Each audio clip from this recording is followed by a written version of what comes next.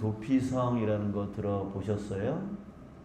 예, 하나님께서 여호수아에게 도피성을 만들라라고 하는 말씀을 오늘 하고 계십니다. 이 도피성이 뭐예요? 말 그대로 도피하는 곳이에요. 예, 도피하는 곳이에요. 그래서 목숨을 부지하는 성인데요. 하나님께서 그 도피성을 정해서 그 성읍 안에 피하는 자는 죽이지 말고 살려주라 라고 하는 말씀을 하셨습니다. 근데 조건이 있습니다. 아무나 그렇게 하는 게 아니라 3절에 보니까 부지 중에 실수로 사람을 죽인 자라고 나옵니다. 이게 반대로 말하면 뭐예요? 고의적인 살인은 절대로 안 된다는 얘기죠. 그러니까 부지 중에 실수로 사람을 죽인 자, 이런 자가 이제 도망와 가지고 이 도피성에 들어가면 살려주라. 근데 또 그냥 막 들어갈 수 있는 거가 아니라 4절에 보니까 그 성읍의 장로들에게 자신의 이런 살인죄를 지었다. 근데 내가 고의로 한 것이 아니라 실수로 한 거다라고 하는 것을 분명하게 얘기하고 그 장로들이 그것을 받아들였을 때 들어갈 수 있는 거예요. 그러니까 재판을 거친 다음에 들어갈 수 있는 거지 그냥 내가 들어가서 피해야 되겠다 해서 무조건 들어갈 수 있는 것은 또 아닌 거죠. 이게 피해 보복자, 그러니까 자기 가족이라든지 또 자기 친족이 이 사람으로 인해서 살인을 당했어요. 그럼 어떤 마음이겠어요? 이놈의 새끼 내가 죽여버릴 거야 하는 보복의 마음이 있지 않겠어요? 그러면 또 와가지고 또 죽이고 또 그러면 그 사람을 죽인 또 죽임당한 그 가족들이 또 친족들이 와가지고 또 이 사람 계속 그 악순환이 계속 진행되어지잖아요. 그러니까 그것을 끊기 위해서 이 도피성이라고 하는 것을 하나님이 만들어 주셨는데 그래서 여호수아는 6개의 도피성을 이제 만듭니다. 요단 동편에 3곳 그리고 요단 서편에 3곳. 그래서 이스라엘 백성들이 언제라도 빨리 그쪽으로 도망갈 수 있도록 도피할 수 있도록 그렇게 가까운 곳에 3곳을 이렇게 만들어 놓았던 것이죠. 자, 그런데 여기 이 도피성에는 아주 특이한 조건이 하나가 있습니다. 그 조건이 뭐냐면 6절에 보겠습니다. 그 살인자는 회중 앞에 서서 재판을 받기까지, 이 재판은 이제 도피성에 들어갈 때 재판을 받는 걸 얘기하는 거고, 그 당시 여기 이 조건이 아주 특이합니다. 그 당시 대제사장이 죽기까지 그 성읍에 거주하다가 그 후에 그 살인자는 그 성읍 곧 자기가 도망하여 나온 자기 성읍 자기 집으로 돌아갈지니라. 자, 그 당시에 세워진 대제사장은 한 사람입니다. 예, 한 사람이에요. 그런데 이 대제사장이 이제 죽기까지 그 성읍 안에서 나오지를 못해요. 나오지를 못하다가 대제사장이 죽으면 그때 사면을 받아서 이제 나와서 자기 성읍으로 돌아갈 수 있게 되어지는 그런 법을 만들어 놓은 거죠. 자, 여기에 저는 이런 생각이 들었습니다. 그러면 대제사장이 이제 거의 이제 종신직이니까 거의 죽을 때가 되었다면, 그러면은 하루만이라도 내가 딱 들어갔는데 하루 만에 대제사장이 죽었다. 그럼 어떻게 돼야 될까요? 그래도 사면. 예. 근데 이제 막 대제사장으로 세워진 아주 젊은 대제사장이에요. 그러면 살 날이 긴데, 그러면 그 대제사장이 죽을 때까지 그 성읍 안에 있어야 될까요? 그래도 있어야 된다. 예, 이게 법이랍니다. 중요한 건 뭐냐면 기간이 중요한 게 아니라 바로 대제사장의 죽음입니다. 예, 죽음이에요. 자, 여러분, 이 대제사장은 바로 예수 그리스도를 상징하고 있는 겁니다. 예, 예수 그리스도를 상징하고 있는 거예요. 그러니까 기간이 중요한 게 아니라 대제사장이 죽음으로 인하여 이 죄인이 사해지는, 죄가 사해지는 그 모습이 바로 예수 그리스도께서 우리를 위해서 오신 대제사장 아닙니까? 히브리서에 보면 대제사장이라고 말씀하고 있는데, 그 대제사장이신 예수 그리스도가 우리를 대신하여 죽으심으로 우리의 모든 죄가 사함을 받는 그런 모형이 되어지는 것이죠. 자, 여러분, 부지 중에 실수로 사람을 죽인 자, 자, 이런 자는 누구를 말하는 겁니까? 바로 우리 인간을 말하는 거예요. 여러분, 우리가 저 사람 내가 마음 상하게 해야지 하면서 그렇게 하는 사람이 있으십니까? 그렇게 일부러 저 사람 내가 마음을 상하게 해야지 라고 하는 사람은 정말 하나님이 가만히 두지 않을 거예요. 근데 우리는 대부분 연약해서 나는 그냥 한 말인데, 실수로 한 말인데 저 사람은 그것 때문에 마음을 아파하고 그 마음이 죽어요. 이런 경우가 너무 많잖아요. 그러니까 우리 인간은 너무 연약한 존재예요. 연약한 존재예요. 그러다 보니 계속 실수로 죄를 짓게 되어지는 거죠. 나는 미워하고 싶지 않은데 자꾸 내 안에 미움이 생겨요. 그러지 않으세요? 난 저 사람 용서하고 싶은데 용서가 안 돼요. 이렇게 우리는 연약해서 자꾸만 죄를 짓게 되어지는 것이죠. 자, 바로 여기에 부지 중에 실수로 사람을 죽인 자, 이 사람을 죽인 자였기 때문에 자기도 죽임을 당해야만 되는 그런 자인 거죠. 그런데 하나님이 어떻게 한다고요? 도피석을 만들어서 그를 사면하기까지 보호해 주신다는 거예요.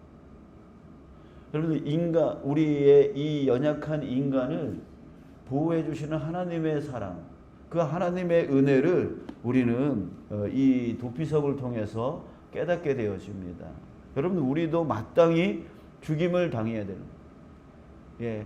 저 사람을 마음을 상하게 만들고 힘들게 만들고 어렵게 만들고 상처를 입게 만들고 그렇게 하는 그런 자로서 나도 상처를 받아야 되는 자이고 나도 죽임을 받아야 되는 자인 거 아니에요? 자, 그런데 그럼에도 불구하고 예수 그리스도를 통해서 우리의 죄를 사해 주시는 거죠. 여러분, 이 은혜가 정말 이런 하나님의 이 용서의 은혜가 만약에 없었다면 여러분, 우리는 그 어느 누구도 멸망을 피할 자가 없는 것입니다. 없는 것이에요. 자, 그런데 하나님은 이런 은혜, 이 한량없는 은혜를 우리에게 베풀어 주셨어요. 예수 그리스도를 통해서요. 죽어 마땅한 자였는데 예수님을 통해서 우리의 죄를 사해 주신 것이죠. 여러분들, 이것이 어느 날 갑자기 하나님이 우리를 사랑해서 주신 게 아니에요. 태초에 아담과 하와가 죄를 지었어요. 그랬을 때 하나님은 그들을 쫓아내기는 했지만 쫓아낼 때 어떻게 하셨어요? 가죽옷을 만들어서 입혀주셨다라고 그랬어요. 여러분, 그 가죽옷의 의미를 아세요? 가죽옷을 만들기 위해서는 무슨 과정이 필요한 거죠? 어느 동물의 그 생명을 뺏어야만 되는 거예요. 그냥 그 가죽옷은 무슨 의미냐면 너의 죄를 대신하여 저 동물이 죽었다라고 하는 거예요. 그 생명의 값으로 너의 죄를 내가 용서한다라는 뜻인 거예요. 하나님은 태초서부터 우리의 연약함을 아시고 우리의 죄를 사해 주시기 위한 그 용서의 은혜를 그때서부터 베풀어 주셨어요. 성경 안에는 그 용서의 은혜를 끊임없이 하나님께서 베풀어 주시는 것을 우리는 볼 수가 있는 것이에요. 바로 그 대표적인 것이 바로 오늘 도피성 이야기고요. 결국에는 예수 그리스도까지 오게 되어지는 거예요. 그러니까 태초서부터 예수 그리스도까지 끊임없이 우리의 연약함을 아시는 주님께서 우리의 죄를 사해 주시려고 그 용서의 은혜를 베풀어 주시는. 근데 지금은 어떻습니까? 지금은 그 한 번 우리를 대신하여 죽으심으로 인하여 우리는 영원한 용서를 받을 수 있게 되어진 거예요. 예수 그리스도를 의지하는 그 모든 자의 죄를 용서해 주시겠다라고. 이제는 더 이상 제사를 드리지 않더라도, 제물을 드리지 않더라도 한 번, 단 한 번의 그 예수 그리스도의 그 희생으로 말미암아 그 이후의 모든 사람들을, 믿는 사람들을 용서하겠다라고 약속을 해 주신 것이죠. 이렇게 정말 하나님은 태초서부터 지금까지, 지금으로부터 앞으로 영원까지 바로 이 용서의 은혜에 정말 가장 큰 사랑, 이것을 우리에게 베풀어 주셨고 또 베풀어 주실 것입니다. 그러니 여러분 생각해 보십시오. 오늘 여러분 우리의 삶 가운데 하나님이 어떻게 하실까요? 이 용서의 사랑, 용서의 은혜로 우리는 그 하나님의 용서의 은혜 아래 오늘도 살아가게 되어질 것입니다. 여러분들은 그 큰, 그 한량없는 그 사랑 가운데 여러분들은 오늘 하루를 살아가게 되어지는 것이에요. 여러분, 우리에게 무엇이 필요합니까? 그 사랑을 기억하며 살아가는 것이 필요한 것이죠. 여러분들, 우리 사람들은요, 사랑병에 걸려 있어요. 사랑병에 걸려 있어요. 맨날 나 좀 사랑해 달래. 맨날 내 말 좀 들어달래. 남의 말을 들어주려고 하지 않고 자기 말만 하려고 해요. 왜? 내 속에 있는 거, 내 아픈 거 좀 들어달래. 어제 제가 웃긴 소리를 들었는데, 우리 나이가 들면 들수록 말이 많아지는 이유가 뭔가? 뭔 것 같아요? 경험이 많아서? 그거 아니래요. 자기가 하려고 하는 말을 잊어버릴까봐 계속 말한대요. 중간에 끊으면 잊어버릴 것 같으니까 빨리 말하려고 한대요. 아무튼 그건 웃기자고 하는 얘기인데 여러분, 사람은 사랑병에 걸려 있어요. 자꾸만 나 좀 봐달라고 그러고, 나 좀 위해달라고 그러고, 나 좀 도와달라고 그러고, 그냥 도와주는 사람이 되지 못하고, 사랑해주는 사람이 되지 못하고, 자꾸만 받으려고만 하는 그런 사랑병에 걸려 있단 말이에요. 근데 여러분, 우리가 가장 큰 사랑을 받은 자 아닙니까? 이 사랑병은 언제 고쳐질 수 있냐면, 다른 사람이 나를 사랑해 줄 때 고쳐지는 게 아니에요. 바로 하나님의 나를 위해서 그 독생자까지도 아끼지 아니하셨던 그 하나님의 사랑을 깨달을 때 이 사랑병이 고쳐질 수가 있어요. 예수님이 나를 대신하여, 내가 죽을 자였는데 나를 대신하여 자신의 생명까지 아끼지 아니하셨다. 나의 이 죄를 용서해 주시기 위해서 자신의 목숨을 아끼지 아니하여 주셨다라고 하는 그 사랑을 깨달을 때, 그 영원한 사랑을 깨달을 때 우리는 이 사랑병이 고쳐질 수 있는 거예요. 그래서 정말 예수님의 그 사랑을, 정말 그 은혜를 담고 살아가는 자는 항상 사랑을 받기보다 사랑을 하며 살고, 내 말을 하기보다 말을 들어주려고 하고, 내가 높아지려고 하기보다 내가 낮아져서 섬기려고 하는 그 정말 건강한 성도가 되어지는 거예요. 건강한 삶이 되어지는 거예요. 사랑하는 여러분, 여러분들에게 이미 바로 그 한량없는 하나님의 사랑, 예수님의 그 희생의 사랑이 여러분들 안에 있음을 기억하시길 바랍니다. 오늘 하루 살아갈 때에 생각하십시오. 끊임없이 기억하십시오. 정말 하나님이 날 이만큼 사랑하시지, 그 아들 독생자까지도 아끼지 아니하는 사랑으로 지금도 나를 사랑하고 계시지라고 하는 여러분들이 그 큰 사랑 아래 살아가고 있음을 꼭 기억하십시오. 그래서 그 사랑으로 충만하여서 나도 저 사람을 사랑해야지, 나도 저 사람을 섬겨야지, 나도 이렇게 주님을 섬기듯 저 사람들을, 내 가정을 섬겨야지, 내 직장을 섬겨야지, 내 교회를 섬겨야지 라고 하는 그 섬김의 마음으로 살아가는 저와 여러분들 되어지길 간절히 소원합니다. 이제 조금 있으면 다음 주인가요? 이제 크리스마스예요. 성탄이에요. 여러분 성탄을 어떻게 준비하고 계세요?